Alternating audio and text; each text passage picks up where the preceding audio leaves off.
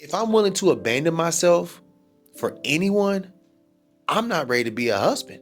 The two biggest things I learned in my last relationship, major alert, and it's going to change the trajectory of your relationship moving forward. Let's get right into it.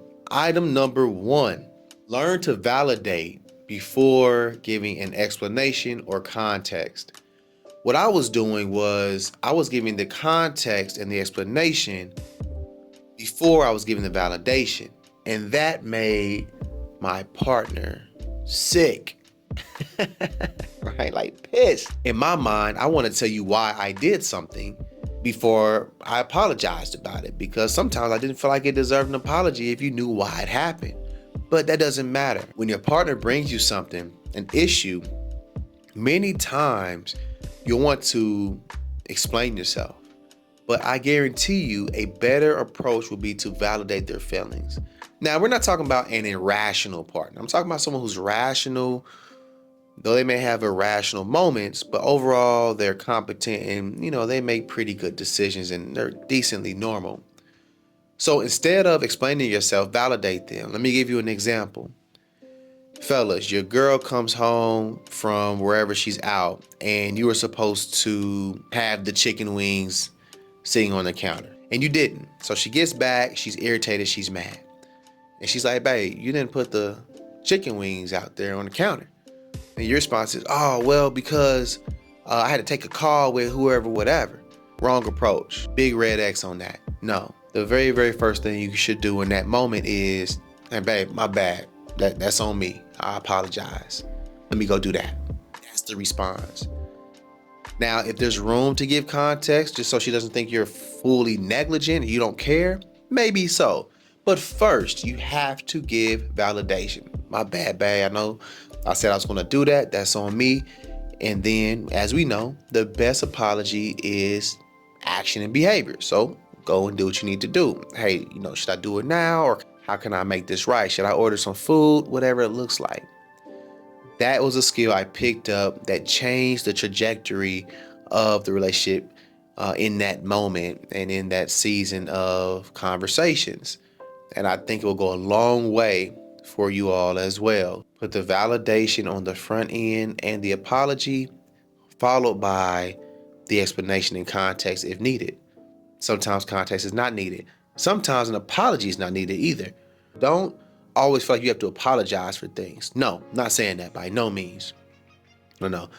But if someone's upset, validate them, because there's an emotional presence there. And emotions want to be heard. Emotions want to be met with love and support. Emotions don't want to be met with logic. They don't care about logic ever. Example, if me and my girl are beefing and we're about to go outside and I'm like, hey babe, it's hot outside. She gonna be like, boy, shut up. And she might go wear a winter coat and it's hot. I just said it was hot. Shut up. I don't want to talk to you. Me and my lady don't talk like that. Mind you, I'm single. If I had a woman, we wouldn't talk to each other like that. So you see what I'm saying? You have to meet emotions with emotional validity and warmth and love. Try it. Trust me. Game changer. I love doing it now. And what you realize is in so many of your conversations, you'll see that whether it's with your mom, with your dad, with a friend, validate, then give context if necessary. Got it? Cool, solid. I want to spend some good time on that. Number 2, major. Do not abandon yourself in your relationship trying to make the relationship work. Don't do it. It's okay to push the bar. I know for myself, I pushed the bar a little bit as I was learning a new dynamic in the relationship. Some different nuances were present that I hadn't experienced before. And so I was like, okay, this is new. Let me try to push the bar a little bit in this fashion. Well, in the midst of that, I learned that I have further boundaries in some areas, but I also learned that some boundaries that I have in other areas must be maintained, and those standards must be kept, because so many times I allow those boundaries and standards to be obliterated.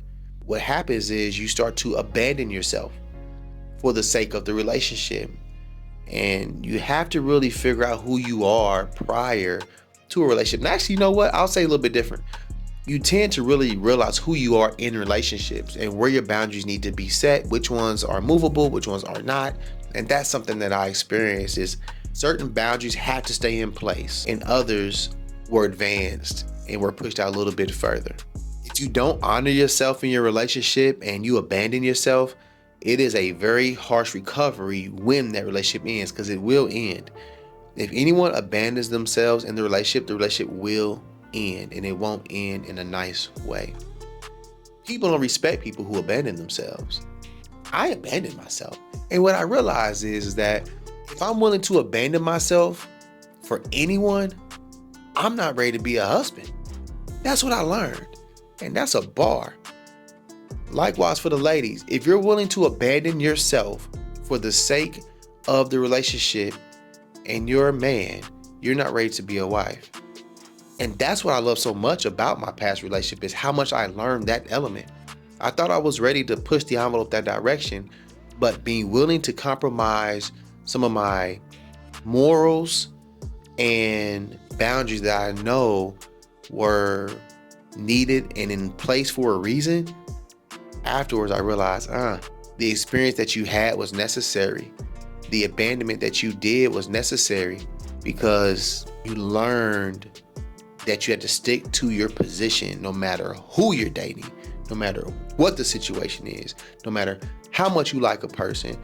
You cannot ever abandon your boundaries and who your parents or your grandparents or whoever raised you to be. You brought yourself way too far to devalue yourself and compromise what you know to be right and what you know to be in alignment with your own relationship goals and visions. I hope these two items help you. They are so important. 1, learn to validate and then give context if necessary to maintain a level of trust and connectivity. Then number 2, never abandon yourself in the relationship. Do not compromise your foundational boundaries and your beliefs for anyone. No one on this freaking planet deserves to be put on a pedestal to the point that you're abandoning yourself. It's not a good look, and it's not going to serve you in the long run or the short term. Peace.